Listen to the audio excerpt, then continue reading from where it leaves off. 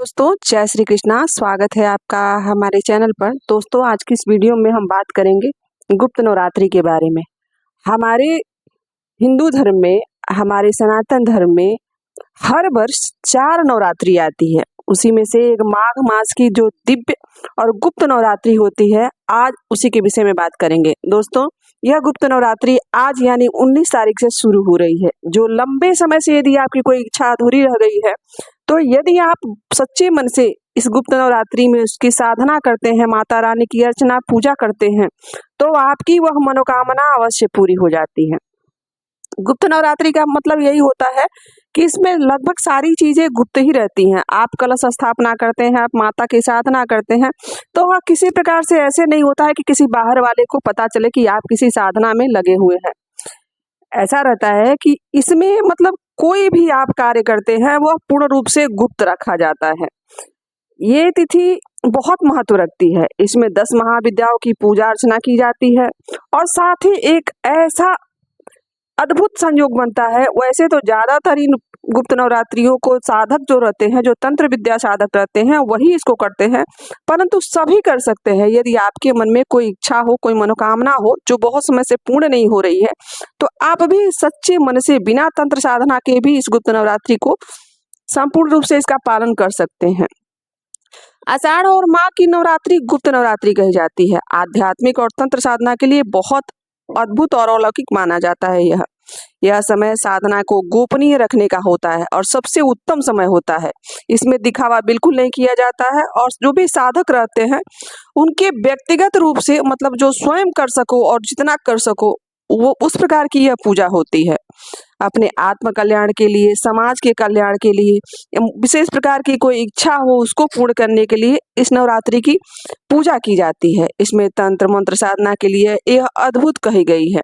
गुप्त नवरात्रि एक आषाढ़ की और एक माघ की जो बताने जा रहे हैं कि वह माघ गुप्त नवरात्रि शास्त्र में जैसे वर्णन किया गया है कि गुप्तायाम साधना कुर्यात सिद्धम भवम निश्चितम, मतलब अर्थात ये हुआ कि गुप्त नवरात्रि में की गई साधना निश्चित रूप से सिद्धि प्रदान जरूर करती है, फल प्रदान करती है। इस माघ की गुप्त नवरात्रि में 10 विद्याओं की पूजा अर्चना वंदना जरूर करनी चाहिए। तो चलिए जान लेते हैं कि कौन कौन सी 10 माताएं हैं जिनकी इसमें पूजा की जाती है।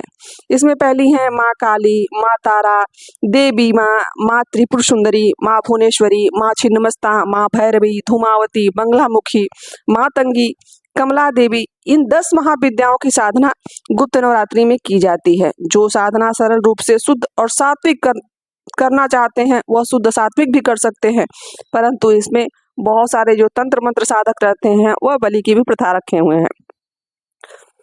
जो साधक रहते हैं वह इन्हीं 10 विद्याओं के नाम में माँ दुर्गा और सब जितनी माँ देवियां हैं सबके नाम लगाकर फिर उनकी साधना कर सकते हैं।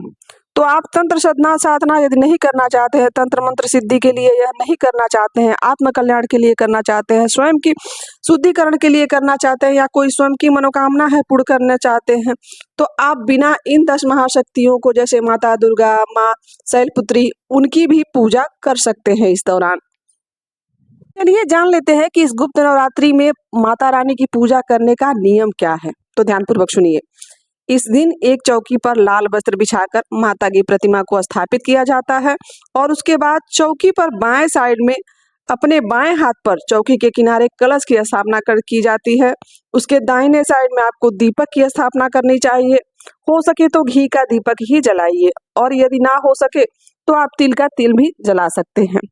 ज्योति अखंड रहे तो और भी अच्छा है, और ना हो सके तो सुबह शाम जरूर पूजन करिए। आप घी का ज्योत जलाए, सबसे उत्तम वही रहता है। माँ का पूजा अर्चना वंदना मतलब जितना विधिवत हो सके, जल पुष्प फूल धूप दीप नैवेद्य, माता रानी के जो रोज के भोग होते हैं वह अलग अलग प्रकार के होते हैं। यदि सामर्थ्य हो तो रोज अलग प्रकार के भोग लगाइए, यदि नहीं हो तो आप एक ही भोग रोज भी लगा सकते हैं।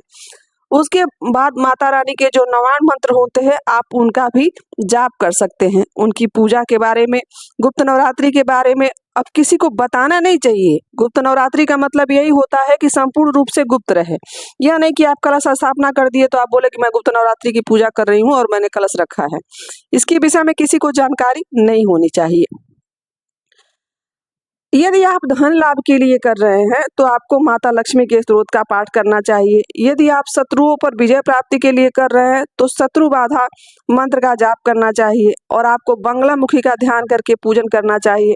माँ बंगलामुखी का पाठ करना चाहिए और ध्यान रखें कि इस नवरात्रि में 9 दिन में आप झूठ, फरेब, निंदा या तामसिक भोजनों से दूर रहें या किसी भी प्रकार के कुंठा अपने मन में बिल्कुल न लाएं।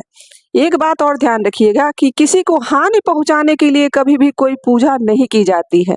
किसी को हानि पहुंचाने के लिए की गई पूजा कभी भी सार्थक नहीं होती है। अर्थात इस बात से जरूर आप जान लीजिए, यह बात जरूर ध्यान में रखिएगा कि किसी को नुकसान पहुंचाने के लिए कोई भी पूजा नहीं करनी चाहिए।